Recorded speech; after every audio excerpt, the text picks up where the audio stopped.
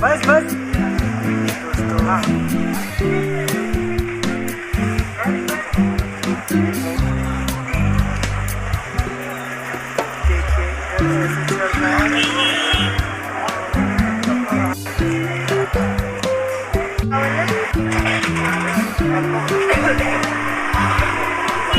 देखिए कैसे चल रहा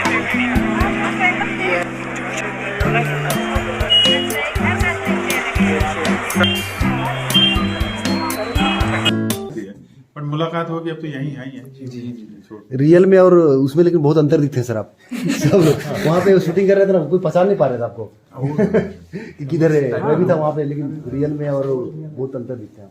ठीक है चलिए